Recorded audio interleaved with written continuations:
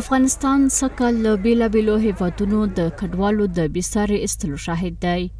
ایران او پاکستان د هغو هیوادونو په ډله کې وو چې د افغان کډوالو د توقیف او ایستلو کچه یې لوړه وه.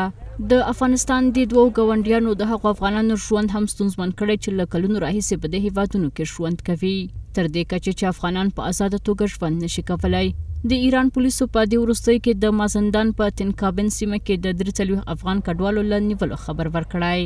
چې قانوني اسناد یې نه درلودل. د تنکابن د پولیسو قماندان بهادر دیلمي ایراني کارګمارونکو او د هغه هیواد اتباعو ته خبرداری ورکړی چې د قانوني اسنادو پرته د افغان اتباعو له ګمارلو ډډه وکړي، کنه نو دوی به محاکمه شي.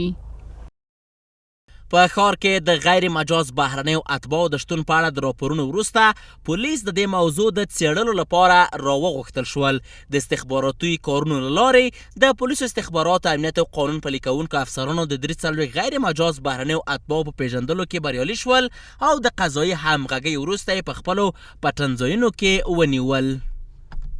دلایلی که مردم در افغانستان بیشتر از هر کشور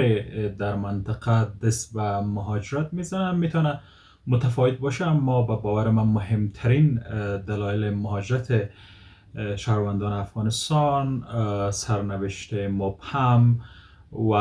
نبود کار و شغل مناسب و عدم دسترسی به حقوق و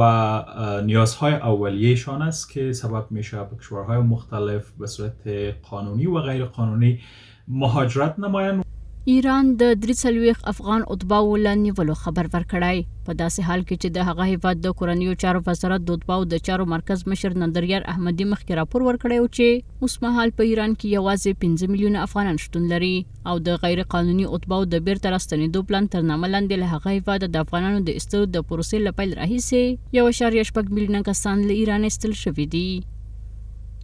د یادونې ده چې یوازې 13 ورځ نږدې 3900 کسان له ایران او پاکستان هیواد ته راستنه شول.